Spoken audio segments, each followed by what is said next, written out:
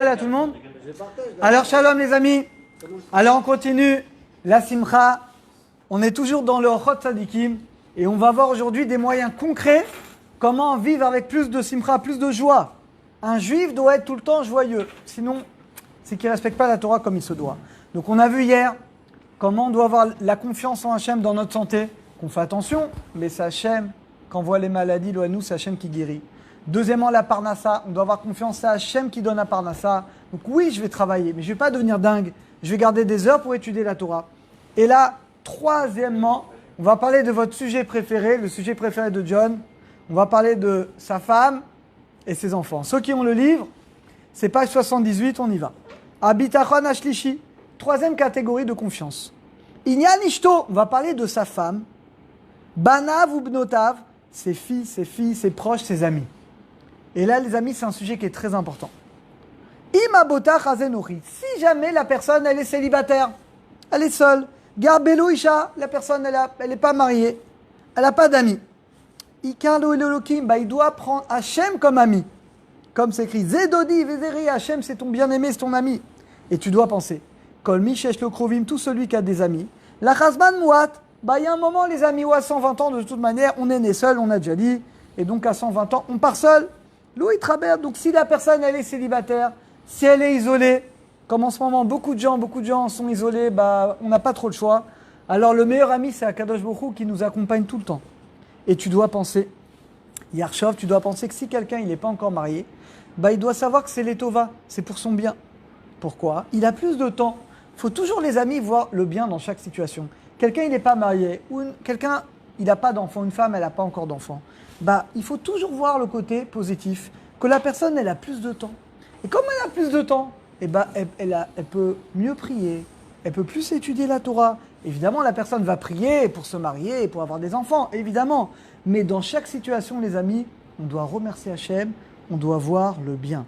Imayosek binyanya charito va misvot, et que la personne, elle peut plus facilement s'isoler pour se rapprocher d'Akadosh Hu. Il dit à Kanaï ou Prouchim, vous savez à l'époque, il y avait des gens des pieux. Bilvavam Bochim, ils se sauvaient de leur maison.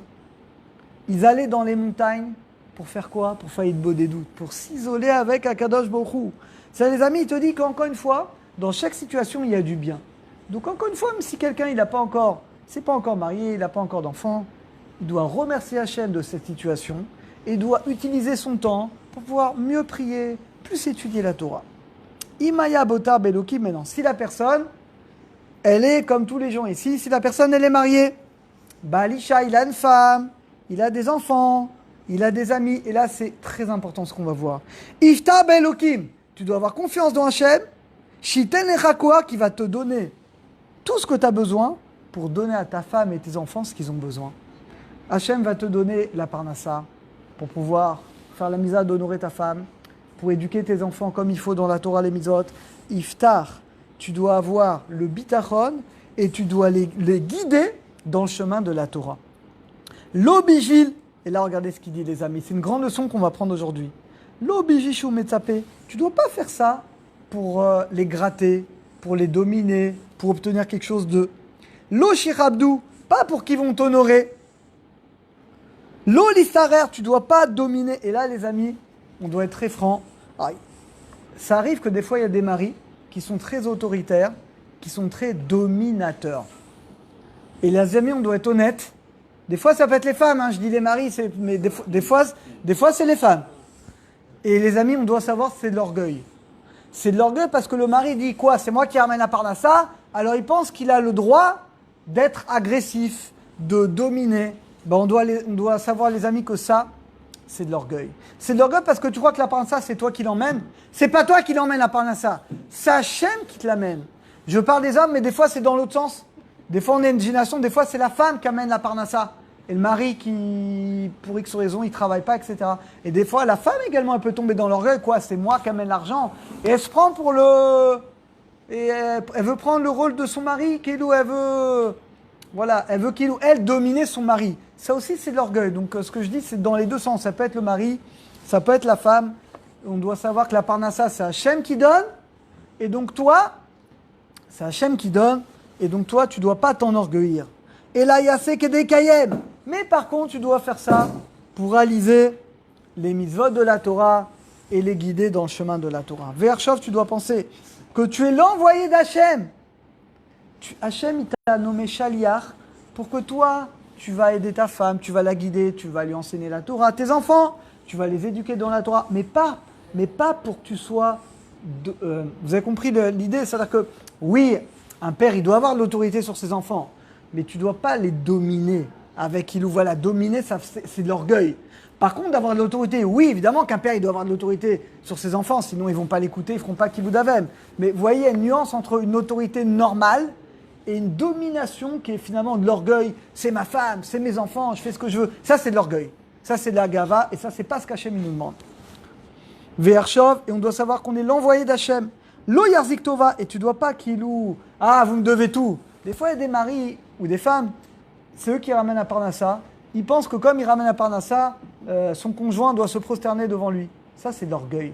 Ça, c'est de la gave. D'abord, la Parnassa, c'est pas toi qui la ramasse. C'est Akadosh Baruch Hu qui te l'envoie. C'est vrai, tu fais Ishtadlout, mais c'est Hachem qui t'envoie la Parnassa. Peut-être il te l'envoie grâce à ta femme. Peut-être c'est par le mérite de ta femme, comme c'est dit dans Agmara, qu'Hachem t'envoie à toi la Parnassa. Et toi, tu veux te servir de ça pour dominer ta femme? Non, c'est pas le derer que la Torah nous demande. Imista mekrova melou, mais non.